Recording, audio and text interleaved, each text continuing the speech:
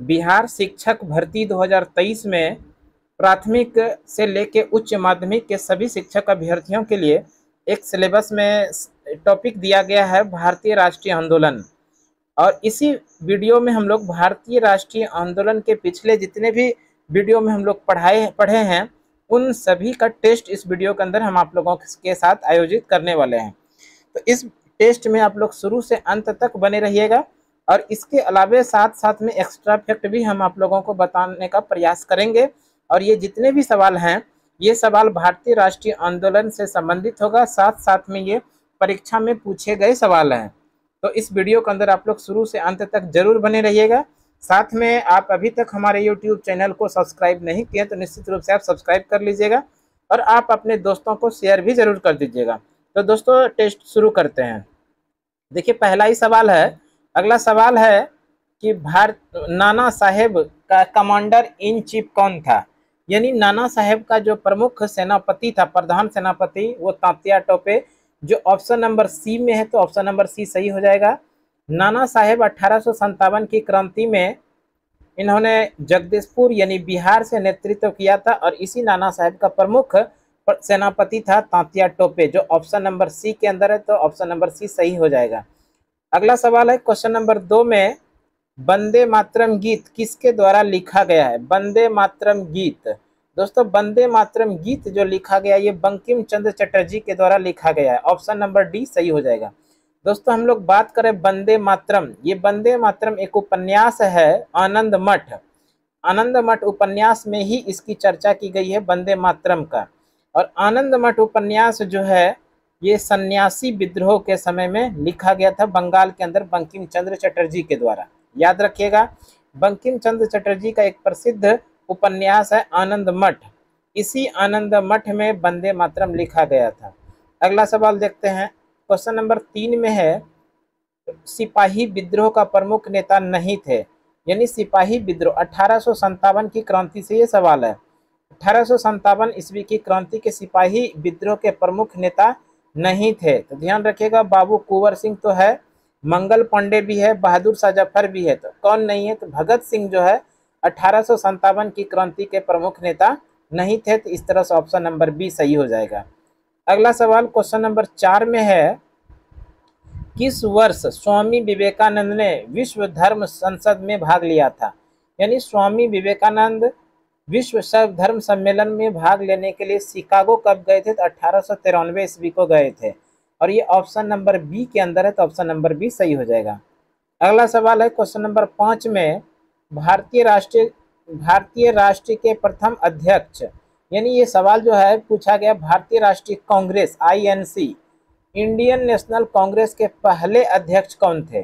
भारतीय राष्ट्रीय कांग्रेस के पहले अध्यक्ष जो थे वो वेमेश चंद्र बनर्जी थे, जो ऑप्शन नंबर बी में है, तो ऑप्शन नंबर बी सही हो जाएगा। वेमेश चंद्र बनर्जी भारतीय राष्ट्रीय कांग्रेस के प्रथम अधिवेशन के अध्यक्षता इन्होंने ही किया था। अगला सवाल है क्वेश्चन नंबर 6 में, इनमें से BD सावरकर द्वारा किसकी स्थापना किया गया था। BD सावरकर यानी विनायक दामोदर सावरकर के द्वारा किसकी स्थापना किया गया था। अभिनव भारत समाज की स्थापना किया गया था और ये याद रखिएगा 1904 में किया गया था। कब, 1904 में BD सावरकर के द्वारा ही अभिनव भारत समाज की स्थापना किया गया था। अगला सवाल है, ग्रैंड ओल्ड मैन के नाम से किसे जाना जाता है। यानी ग्रैंड ओल्ड मैन, भारत का वयोवृद्ध के नाम से कौन जाना जाता है, तो ध्यान रखिएगा दादा भाई नेरोजी को ग्रैंड ओल्ड मैन के नाम से जाना जाता है, जो ऑप्शन नंबर डी में है, तो ऑप्शन नंबर डी सही हो जाएगा। अगला सवाल है क्वेश्चन नंबर 8 में, दी गई घटनाओं में कौन गलत है। यानी कौन सी घटना सुमेलित नहीं है, तो देखिए चंपारण सत्याग्रह तो 1917 में हुआ ही था, तो ये सही है। भारत छोड़ो आंदोलन दोस्तों आपको पता होगा कि 1942 में हुआ है। कब हुआ है, 1942 में, जबकि यहाँ पर जो दिया गया है 1930 में, तो यही जो ऑप्शन नंबर बी है ये गलत है, option number B is the correct answer हो जाएगा। भारत छोड़ो आंदोलन कब हुआ था, 1942 में, जबकि यहाँ पर 1930 दिया है। और वैसे खेड़ा सत्याग्रह की बात करें तो 1918 में सही है। असहयोग आंदोलन 1920 में हुआ ही था। दी गई घटनाओं में कौन गलत है, तो ऑप्शन नंबर बी जो है ये गलत है, तो इस तरह से ये सही हो जाएगा। अगला सवाल है क्वेश्चन नंबर 9 में 5 मार्च 1931 को निम्न में से कौन सा समझौता हुआ? 5 मार्च 1931 को निम्न में से कौन सा समझौता हुआ था? 5 मार्च 1931 को गांधी इरविन समझौता हुआ था। गांधी इरविन समझौता ऑप्शन नंबर डी में है। Option number D is the correct answer.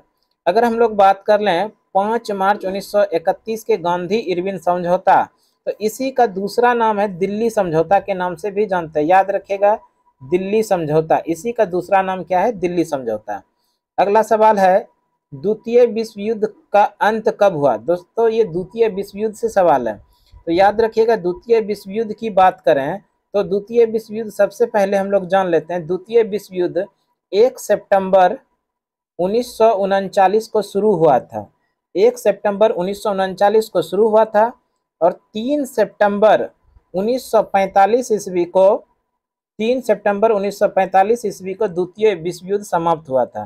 तो इस तरह से अगर प्रश्न के ऑप्शन को देखा जाए तो 1945 ऑप्शन नंबर सी में है, तो ऑप्शन नंबर सी सही हो जाएगा। आपसे सवाल पूछा जाता कि द्वितीय विश्व युद्ध कब शुरू होता है, तो 1939 में शुरू होता है और 1945 में समाप्त होता है, यानी अंत होता है। तो अंत पूछा है तो ऑप्शन नंबर सी सही हो जाएगा। अगला सवाल है क्वेश्चन नंबर 11 में व्यक्तिगत सत्याग्रह 1940 में सर्वप्रथम किसके द्वारा चलाया गया था?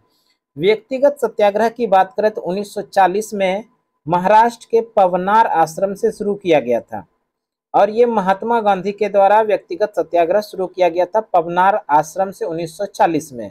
तो ऑप्शन नंबर बी में है महात्मा गांधी, तो महात्मा गांधी सही आंसर हो जाएगा। साथ में याद रखिएगा व्यक्तिगत सत्याग्रह अपनाने वाले पहले कौन व्यक्ति थे? विनोबा भावे पहले ऐसे व्यक्ति हुए जो इन्होंने की व्यक्तिगत सत्याग्रह को अपनाया। और दूसरे व्यक्ति के अगर नाम पूछे जाए तो पंडित जवाहरलाल नेहरू आंसर करेंगे। अगला सवाल है क्वेश्चन नंबर 12। क्वेश्चन नंबर 12 में है भारतीय संविधान सभा के अध्यक्ष थे। भारतीय संविधान सभा के अध्यक्ष थे doctor Rajendra Prasad. Option number B सही हो जाएगा। अगर आपसे सवाल पूछा जाता कि भारतीय संविधान सभा के अस्थायी अध्यक्ष तब सच्चिदानंद सिन्हा होता। संविधान सभा के अध्यक्ष पूछा गया है तो ये डॉक्टर राजेंद्र प्रसाद आंसर सही है। अगला सवाल है भारत का अंतिम वायसराय कौन था? भारत का अंतिम वायसराय लॉर्ड माउंटबेटन है, जो ऑप्शन नंबर बी में है, तो option number B is the correct answer हो जाएगा। अगला सवाल है क्वेश्चन नंबर 14 में कि स्वतंत्रता के समय भारतीय राष्ट्रीय कांग्रेस के अध्यक्ष कौन थे? यानी जिस समय देश स्वतंत्र हो रहा था, भारत स्वतंत्र हो रहा था, उस समय भारतीय राष्ट्रीय कांग्रेस के अध्यक्ष जेबी कृपलानी थे। तो JB Kripalani option number C में है, तो option number C is the correct answer. अगला सवाल है यूएनओ संयुक्त राष्ट्र संघ, संयुक्त राष्ट्र संघ की स्थापना किस वर्ष हुई? संयुक्त राष्ट्र संघ की स्थापना हुई थी 24 अक्टूबर 1945 को। याद रखिएगा यूएनओ का स्थापना 24 अक्टूबर 1945, option number B is the correct answer. संयुक्त राष्ट्र संघ के वर्तमान में कितने देश सदस्य हैं? तो याद रखिएगा 193 देश सदस्य है और सबसे नवीनतम देश सदस्य जो है वो दक्षिणी सूडान है, ये भी याद रखिएगा। साथ में याद रखिएगा ये संयुक्त राष्ट्र संघ के वर्तमान में महासचिव एंटोनियो गुटेरस है, जिनका संबंध पुर्तगाल से है। अगला सवाल है क्वेश्चन नंबर 16। पलासी किस क्षेत्र में स्थित है? पलासी वेस्ट बंगाल यानी पश्चिम बंगाल में स्थित है। पश्चिम बंगाल के नादिया जिला के अंदर पलासी है। और पलासी का युद्ध कब हुआ था? तो 23 जून 1757 को 23 जून 1757 को पलासी का युद्ध रॉबर्ट क्लाइव और सिराजुद्दौला के बीच में हुआ था और इसी युद्ध में रॉबर्ट क्लाइव ने सिराजुद्दौला को पराजित करके बंगाल के अंदर उपनिवेश शासन की शुरुआत किया था। अगला सवाल है क्वेश्चन नंबर 17 में बक्सर के युद्ध के समय बंगाल का नवाब कौन था? तो सबसे पहले ये जान लीजिए कि बक्सर का युद्ध 1764 में हुआ था, ये भी ध्यान रखिएगा। बक्सर का युद्ध कब हुआ? 1764 में हुआ और बक्सर के युद्ध के समय बंगाल का जो नवाब था वो मीर जाफर था। Mir Jafar option number B में है, तो ऑप्शन नंबर बी सही हो जाएगा। साथ में याद रखिएगा बक्सर का युद्ध इलाहाबाद की संधि के द्वारा समाप्त हुआ था और इलाहाबाद की संधि 1765 ईस्वी में हुआ था। इलाहाबाद की संधि के द्वारा ही बक्सर का युद्ध की समाप्ति हुई थी। इलाहाबाद की संधि 1765 ईस्वी में हुआ था। अगला सवाल है क्वेश्चन नंबर 18 में, इनमें से कौन सी घटना 1919 में नहीं हुआ था? इनमें से कौन सी घटना 1919 में नहीं हुआ था? काला कानून, जिसको रॉलेट एक्ट के नाम से जानते हैं, ये तो 1919 की घटना है। और दूसरा जो ऑप्शन है खिलाफत आंदोलन, ये भी 1919 का ही है। तीसरा ऑप्शन जो है जलियांवाला बाग हत्याकांड, ये भी 13 अप्रैल 1919 का ही है। और चौथा ऑप्शन है स्वराज पार्टी की स्थापना। स्वराज पार्टी की स्थापना 1923 में मोतीलाल नेहरू और चित्तरंजन दास के द्वारा इलाहाबाद में किया गया था। तो इस तरह से सवाल में जो पूछा गया था, इनमें से कौन सी घटना 1919 में नहीं हुई थी, तो स्वराज पार्टी की स्थापना 1919 में नहीं हुई थी, इसलिए option number D is the correct answer. आप याद रख लीजिएगा, स्वराज पार्टी की स्थापना 1923 में मोतीलाल नेहरू और चित्तरंजन दास के द्वारा कहां पर? इलाहाबाद के अंदर। अगला सवाल है क्वेश्चन नंबर 19 में है, तिनकठिया किस राज्य से संबंधित है? तिनकठिया ये बिहार राज्य से संबंधित, ऑप्शन नंबर डी के अंदर है बिहार, तो option number D is the correct answer.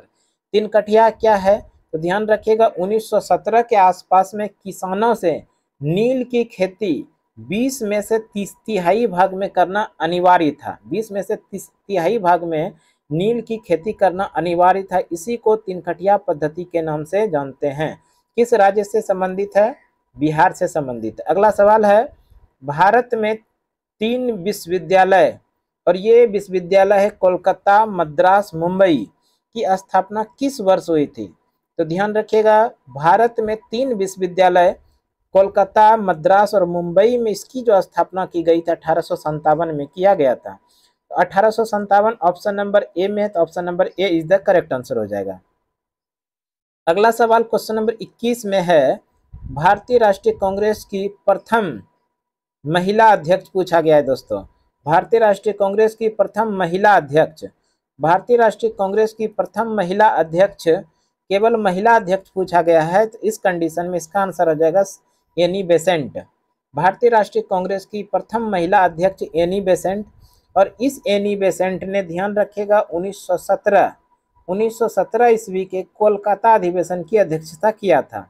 और अगर इसी सवाल में पूछा जाता भारतीय राष्ट्रीय कांग्रेस की प्रथम भारतीय महिला अध्यक्ष, तब इसका सही आंसर होता सरोजिनी नायडू।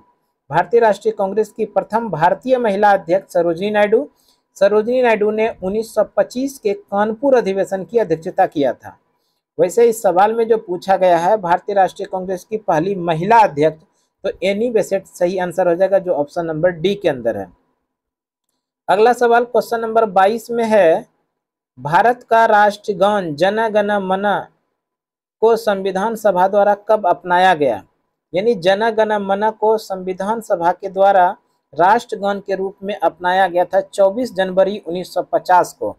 24 जनवरी 1950 ऑप्शन नंबर सी में है, तो option number C is the correct answer.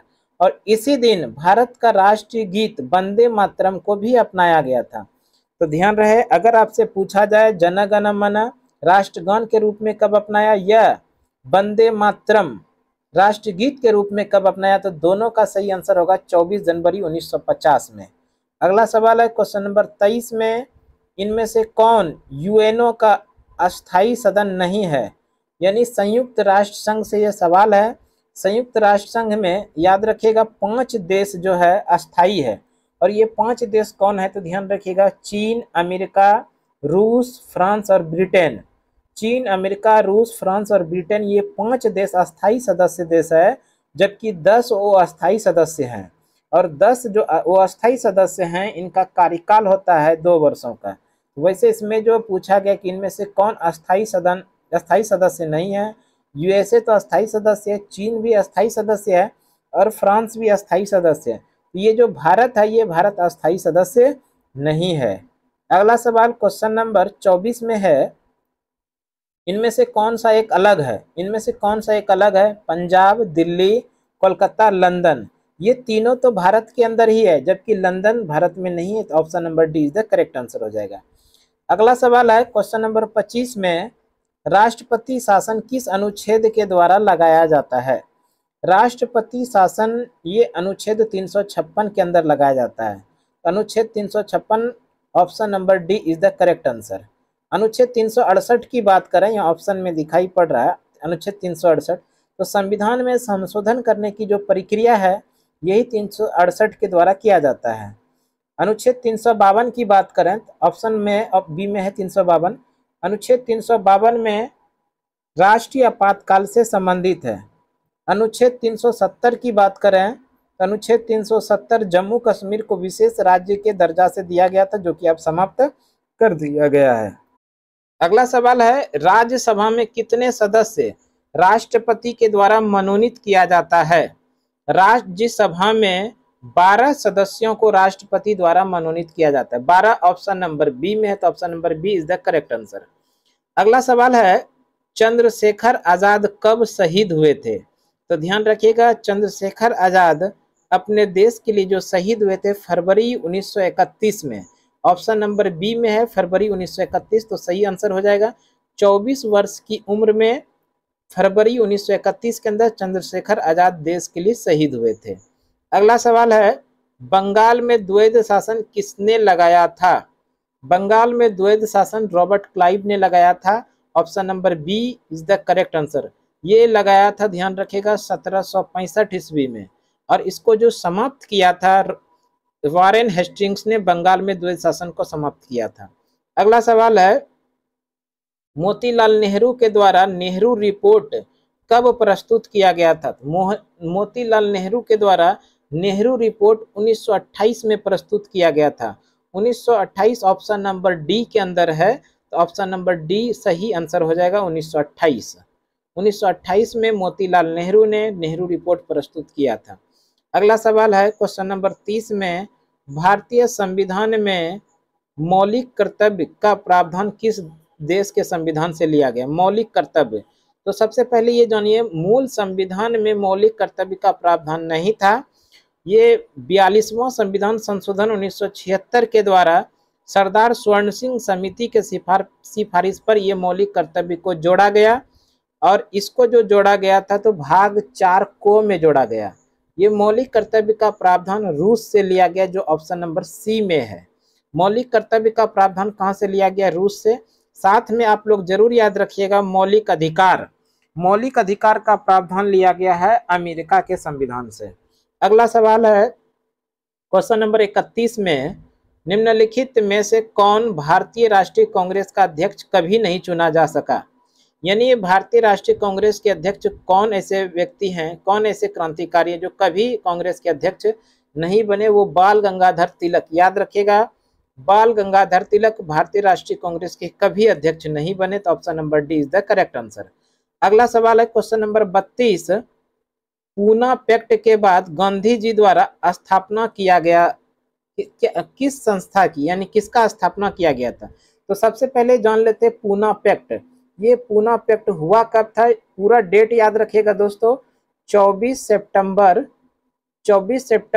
1932 ईस्वी को। 24 सितंबर 1932 ईस्वी को महात्मा गांधी और भीमराव अंबेडकर के बीच में ये पूना समझौता हुआ था। इसी पूना समझौता के बाद महात्मा गांधी ने हरिजन सेवक संघ की स्थापना किया था। Harijan Sevak Sangh option number C में दिखाई पड़ रहा है, तो option number C is the correct answer. अगला सवाल है, क्वेश्चन नंबर 33 में, चौरी चौरा किस राज्य में स्थित है? चौरी चौरा, सबसे पहले ये जान लीजिए, चौरी चौरा हत्याकांड जो हुआ था 5 फरवरी 1922 को। कब हुआ था? 5 फरवरी 1922 को चौरी चौरा हत्याकांड हुआ था। इसी चौरी चौरा हत्याकांड के बाद महात्मा गांधी ने असहयोग आंदोलन स्थगित किया था। चौरी चौरा उत्तर प्रदेश के गोरखपुर के देवरिया में है, तो ऑप्शन नंबर बी में उत्तर प्रदेश है, तो option number B is the correct answer. अगला सवाल है, भारत और पाकिस्तान का उदय किस योजना के सिफारिश पर हुआ? भारत और पाकिस्तान का उदय जो हुआ, ये याद रखिएगा आप लोग, माउंटबेटन योजना के सिफारिश पर हुआ। माउंटबेटन योजना जो ऑप्शन नंबर सी में है, तो option number C is the correct answer. अगला सवाल है, बंगाल का विभाजन किस वर्ष हुआ? बंगाल का विभाजन जो हुआ था वो 1905 ईस्वी में हुआ था, बंगाल का विभाजन। और बंगाल का विभाजन लॉर्ड कर्जन के द्वारा किया गया था। बंगाल का विभाजन की घोषणा 19 मार्च 1905 ईस्वी को हुआ था। 19 जुलाई दोस्तों याद रखिएगा, 19 जुलाई कब हुआ था बंगाल का विभाजन की घोषणा? 19 जुलाई। और बंगाल का विभाजन जो लागू होने वाला था वो था 16 अक्टूबर। इसलिए 16 अक्टूबर को बंगाल के अंदर शोक दिवस के रूप में मनाया गया था। अगला सवाल है क्वेश्चन नंबर 36 में, फिनिक्स आश्रम कहाँ पर स्थित है? फिनिक्स आश्रम दक्षिण अफ्रीका में है और इस फिनिक्स आश्रम की स्थापना महात्मा गांधी के द्वारा किया गया था।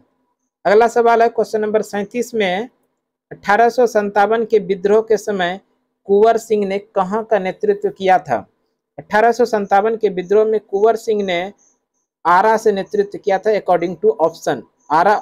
Option number D is the correct answer. वैसे आप जगदीशपुर भी याद रख सकते हैं, बिहार भी याद रख सकते हैं, है ना। वैसे ऑप्शन में दिया गया है आरा, तो ऑप्शन नंबर डी सही हो जाएगा। अगला सवाल है, संविधान सभा में प्रस्तावना को क्या कहा जाता है? संविधान सभा में प्रस्तावना को कहा जाता है संविधान की आत्मा। संविधान की आत्मा जो ऑप्शन नंबर सी में है, तो option number C is the correct answer. अगला सवाल है क्वेश्चन नंबर 39 में, संविधान दिवस मनाया जाता है। संविधान दिवस मनाया जाता है 26 नवंबर को। 26 नवंबर 1939 को संविधान सभा बनकर पूर्ण रूप से तैयार हुआ, इसलिए प्रत्येक वर्ष 26 नवंबर को संविधान दिवस के रूप में मनाया जाता है। अगला क्वेश्चन है, वास्को डी गामा भारत कब आया था? वास्को डी गामा भारत 17 मई 1498 को आया था, तो 1498 ऑप्शन नंबर डी में है, तो option number D is the correct. Vasco D gamma कहाँ पर आए थे? तो केरल के कालीकट में आए थे। याद रखिएगा, वास्को डी गामा किस देश का निवासी था? ये पुर्तगाली निवासी थे। अगर आपसे पूछा जाए महादेश, तो यूरोप से आए थे। भारत आने वाले पहले यूरोपीय वास्को डी गामा थे, जो 17 मई 1498 को केरल के कालीकट में आए थे। अगला सवाल है, केसर, केसर नहीं है दोस्तों, इसको केसरी कर लीजिएगा, केसरी, केसरी पत्रिका का प्रकाशन किया गया था। केसरी पत्रिका का प्रकाशन किया गया था बाल गंगाधर तिलक के द्वारा। बाल गंगाधर तिलक के द्वारा केसरी पत्रिका का प्रकाशन मराठी भाषा में किया गया था, ये भी याद रखिएगा। और साथ में याद रखिएगा, इसी बाल गंगाधर तिलक का एक और पत्रिका है जिसका नाम है मराठा, और ये मराठा पत्रिका का प्रकाशन अंग्रेजी में और केसरी पत्रिका का प्रकाशन मराठी भाषा में किया गया था। अगला सवाल है, लंदन में इंडिया हाउस की स्थापना किसने किया था? लंदन में इंडिया हाउस की स्थापना श्यामजी कृष्ण वर्मा के द्वारा किया गया था। Shyamji Krishna Varma option number B में है, तो option number B is the correct answer. अगला सवाल है क्वेश्चन नंबर 43, बेलूर मठ किस व्यक्ति से संबंधित है? बेलूर मठ ये स्वामी विवेकानंद से संबंधित है, तो Swami Vivekananda option number C में है, तो option number C is the correct answer. अगला सवाल है क्वेश्चन नंबर 44 में, भारत का पैगंबर किसे कहा जाता है? भारत का पैगंबर कहा जाता है राजा राम मोहन राय को। राजा Ram Mohan Roy option number A में है, तो option number A is the correct answer. Bharat का पैगंबर राजा राम मोहन राय को कहा जाता है। अगला सवाल है क्वेश्चन नंबर 45 में, अल्फ्रेड पार्क किस शहर में स्थित है? अल्फ्रेड पार्क इलाहाबाद में स्थित है। याद रखिएगा, अल्फ्रेड पार्क इलाहाबाद में स्थित है, option number C is the correct answer. अगला सवाल है, बंगाल का प्रथम गवर्नर जनरल कौन था? बंगाल का प्रथम गवर्नर जनरल, देखिए गवर्नर जनरल पूछा गया है दोस्तों, तो बंगाल के जो प्रथम गवर्नर जनरल थे वो वॉरेन हेस्टिंग्स थे, option number D is the correct answer. और वैसे अगर आपसे पूछा जाता है बंगाल के प्रथम गवर्नर, तो रॉबर्ट क्लाइव होता है। यहाँ पर गवर्नर के साथ जनरल भी है, इसलिए वॉरेन हेस्टिंग्स इसका सही आंसर होगा। अगला सवाल है 47 नंबर में, संविधान सभा की प्रथम बैठक कब आयोजित किया गया था? संविधान सभा की प्रथम बैठक 9 दिसंबर 1946 को हुई थी, ऑप्शन नंबर ए में है, तो option number A is the correct answer. और साथ में याद रखिएगा, संविधान सभा की प्रथम बैठक 9 दिसंबर 1946 को, और इसी दिन वो अस्थायी अध्यक्ष चुना गया था डॉक्टर सच्चिदानंद सिन्हा को। अगला सवाल है, महात्मा गांधी को पहली बार राष्ट्रपिता कहकर संबोधित किया था। यहाँ पढ़िए, राष्ट्रपिता पूछ रहा है, तो राष्ट्रपिता सुभाष चंद्र बोस ने कहा था, option number A is the correct answer. अगला सवाल है, सरदार वल्लभ भाई पटेल किस आंदोलन से जुड़े थे? सरदार वल्लभ भाई पटेल बारदोली सत्याग्रह से जुड़े थे। बारदोली सत्याग्रह हुआ कब था? तो 1928 में बारदोली सत्याग्रह हुआ था और इसी बारदोली की महिलाओं ने सरदार वल्लभ भाई पटेल को सरदार की उपाधि भी दिया था। अगला सवाल है और ये आखिरी सवाल है दोस्तों, इनमें से कौन सा कथन गलत है? इनमें से कौन सा कथन गलत है? पंडित जवाहरलाल नेहरू का संबंध आनंद भवन से, ये तो सही है। बनारस शहर गंगा नदी के किनारे स्थित, ये भी सही है। नमक सत्याग्रह 1932 में हुआ था, बिल्कुल गलत है। ऑप्शन नंबर सी सही हो जाएगा। नमक सत्याग्रह कब हुआ था? 1930 में हुआ था। नमक सत्याग्रह 1930 में हुआ था, इसलिए ऑप्शन नंबर सी जो है बिल्कुल गलत कथन है। Option number C is the correct answer. इस तरह से दोस्तों आज हम लोगों ने भारतीय राष्ट्रीय आंदोलन के प्रमुख सवाल जो कि टेस्ट के माध्यम से आप लोगों से पूछने का प्रयास किए। हमें उम्मीद है कि ये वीडियो आप लोगों के लिए निश्चित रूप से उपयोगी साबित होगा। इस तरह का वीडियो रेगुलर रूप से पाने के लिए अभी तक हमारे चैनल को सब्सक्राइब नहीं किए तो निश्चित रूप से सब्सक्राइब कर दीजिए और आप अपने दोस्तों को भी शेयर कर दीजिए। तो आज की क्लास के लिए इतना ही। अगले क्लास में फिर से अगले वीडियो में मिलते हैं, तब तक के लिए धन्यवाद। जय हिंद।